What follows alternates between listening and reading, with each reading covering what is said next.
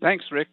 Great to be here, and it's always been wonderful to see what fantastic information you have at this symposium every year.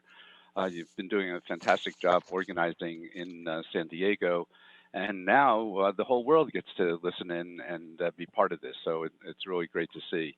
Um, I just wanted to mention today I'm here for Zero Waste USA. I'm in charge of education programs for Zero Waste USA, and what we're doing today is a really exciting new experiment, and I'll talk about that in a second. First, I want to just introduce next slide.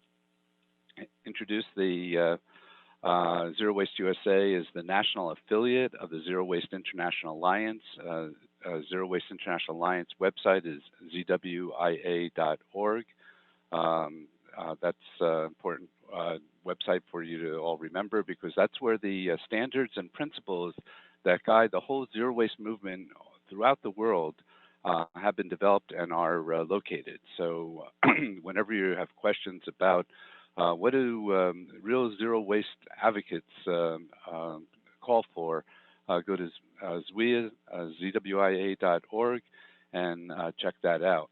We're one of the national affiliates, and others that are involved are Zero Waste Brazil, Zero Waste Canada, Zero Waste Europe, Zero Waste Youth. There's a movement all over the world moving towards zero waste. Next slide. Today, what's exciting is we're integrating into the symposium a certificate program that's offered by Zero Waste USA for introduction to zero waste. We've been offering this class for over 15 years. It actually started with CRRA back when CRA was doing the recycling and resource management certification training program. And this introduction to zero waste goes over all the fundamentals about what zero waste means, what the drivers are, what the benefits are, providing case studies for both communities and businesses on what zero waste is happening in different communities and businesses around the country. Today we'll be offering a certificate of completion for anyone who attends the symposium all day. All you have to do is take the quiz, which will be in the chat box and emailed out after the symposium. So if you want to get a certificate of completion for today's class, just pursue the quiz and then we'll get you in the queue for getting the certificate. This is actually also the first class of a three-part program for Zero Waste Associates training. The second class is on Zero Waste Principles and Tools. That's going to be on Zoom on March 9th. That's a 5-hour class featuring the International Zero Waste Global Principles, Steps for Becoming a Zero Waste Community, and Zero Waste Assessment Tools, tools to figure out how to get to zero waste in a particular community or business. That class and the third one is also includes a bunch of homework and weekly small group meetings, which will lead up to presentations in the third class for Zero Waste Associates on April 6th. That will also be by Zoom, where in a 5-hour class, participants will present group projects, draft zero waste plans for communities, businesses, or institutions, and the participants who complete a group project and pass the exam will be certified as Zero Waste Associates. So if you want any more information about that, please go to the link that's noted here, or just zerowasteusa.org and look for the training tab, and I'll give you all the more details that I just went over. So this is our first time that we're doing this integrated with the symposium. What we have done is we have a combination of lectures associated with the Intro to Zero Waste certificate program, plus your local examples of zero heroes. And those are providing case studies and situation reports from San Diego County and the region. And this combination is something we're pioneering today to try to see how how many people would like to do this. And for that, I'd like to have people note in the chat how many of these symposiums you've been to before, and secondly, how many of you want to get the quiz? I'd just like to get people using the chat function so you get used to doing that on Zoom and interact with everyone throughout the day through the chat box. Next slide, please.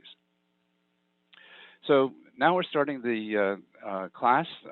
We're talking about what is zero waste, and I always like to ask how many have heard the phrase reduce, reuse, recycle before? And in person, usually get a big laugh, and people all say, you know, everyone's hand goes up and says, yeah, they've heard it. And we're saying that's really zero waste. If we were really reducing, reusing, and recycle, we'd be at zero waste or darn close. So we're saying and that this is what zero waste means. So this is your elevator speech. When you tell people you've been at a zero waste event or you're working towards zero waste, just say it's all about reduce, reuse, recycle for real. With zero waste, we go on, in addition to recycling, we focus first on reducing and reusing, then recycling, composting, and redesigning the rest. When we first got into it at CRRA, zero waste was all about getting people to focus above recycling. We were doing well in the mid-90s on recycling, but people weren't getting that the most valuable thing to do is to eliminate wasteful practices, and that one of the best things that people can pursue are reuse programs. And in addition to using your coffee mugs and your reusable takeout containers, reuse has a myriad of benefits, with folks like Toyota saving $1 billion over 10 years using reusable shipping containers, and that's typical of reuse systems. So we'll go on to next slide. To there's actually a formal definition of zero waste, which all of you should recognize. This has changed a couple of years ago to be more streamlined. It's the zero waste is the conservation of all resources by means of responsible production, consumption, reuse, and recovery of products, packaging, and materials without burning and with no discharges to land, water, or air that threaten the environment or human health.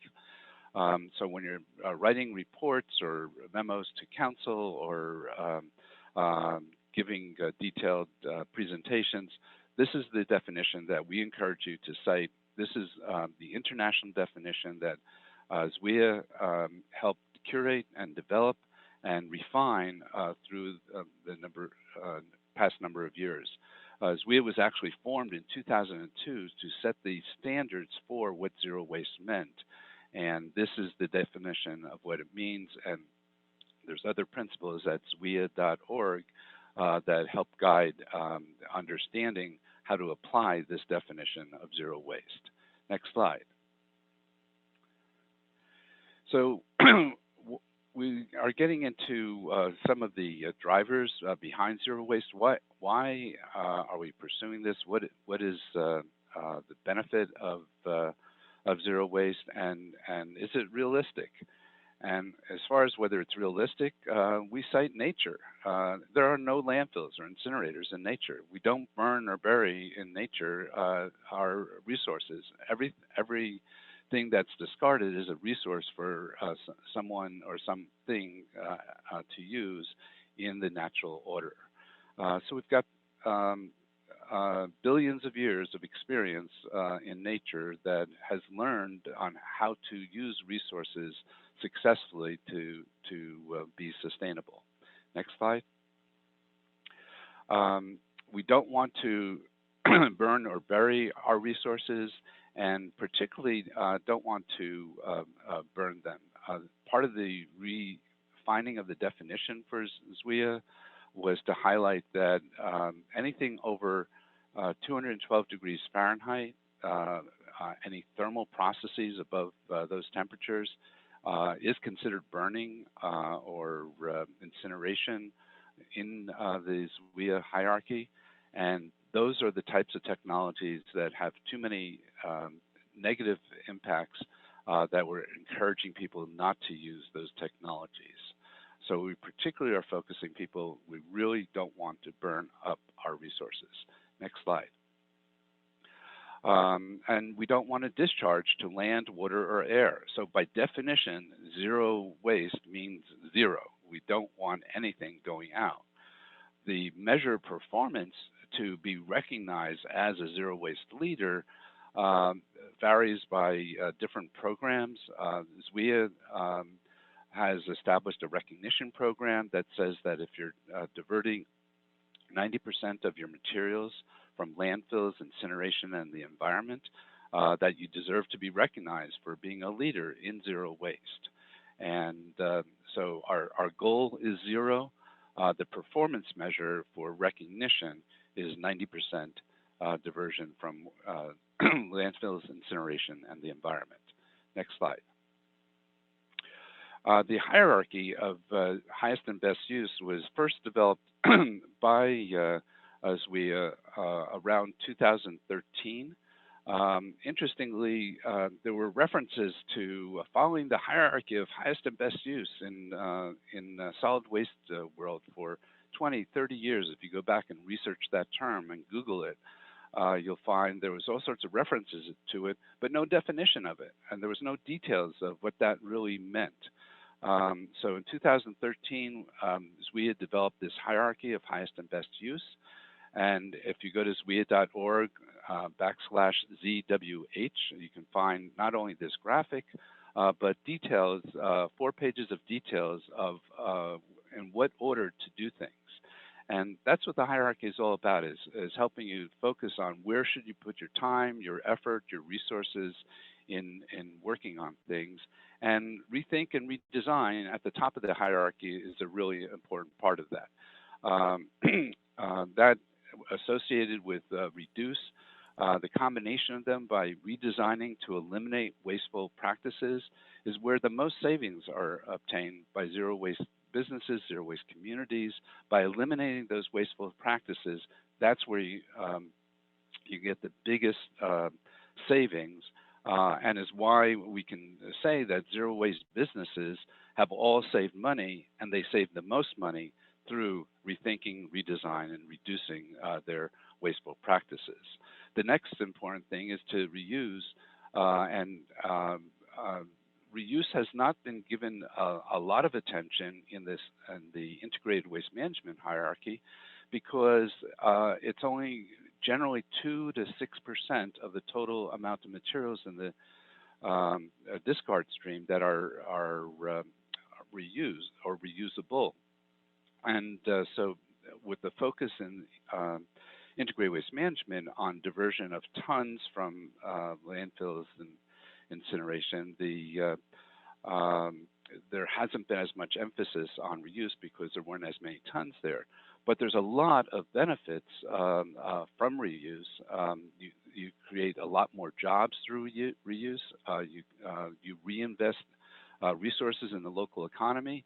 And the Edible Food Council of CRA is a testament to that under SB 1383, the need to reuse food and have food edible food go to people who need it, when 1 in 6 people in America don't know where the next meal is coming from, is a really important part of what zero waste is all about. It's reinvesting those resources. When we have 40% of all food in America being thrown away and 1 in 6 not knowing where their next meal is coming from, we've got to connect the dots on that. And that's what SB 1383 is getting people to realize statewide in California, and is a good example of the triple bottom line benefits of reuse for the environment, the economy, and for people. Then after you do all that focus, then you go into recycling and composting, material recovery, managing the residuals, and not pursue unacceptable practices like thermal systems over 212 degrees Fahrenheit. Next slide. Next slide. So now we're continuing on the drivers and benefits, and one of the things we highlight is that for Landfills, all landfills create gas with the decomposition of organic materials as the primary source of those gases. The majority of those gases are methane. Methane is a quick acting gas that causes greenhouse effect throughout the world, and it is much more pernicious, much more uh, impactful than carbon dioxide. In fact, it's in the long term of a 100-year horizon that a lot of climate change analyses are done. It's shown as 25 times the amount of impact as carbon dioxide. In the short term, of the next 10 years, it's 72 times more impactful than carbon dioxide because it acts to create that greenhouse effect so much more quickly. So anything we can do to keep from creating methane and releasing that into the atmosphere is critically important towards zero waste. Next slide. And on the methane, that means keeping organics out of the landfill, which is what SB 1383 in California is all about. The other thing we emphasize from a climate change perspective is recognizing that the wasteberg that was first, this graphic was first developed in San Francisco for their programs, is recognizing that for every ton buried locally in a landfill, there's been 71 tons of discarded materials created along the way from mining, manufacturing, distribution. Next slide.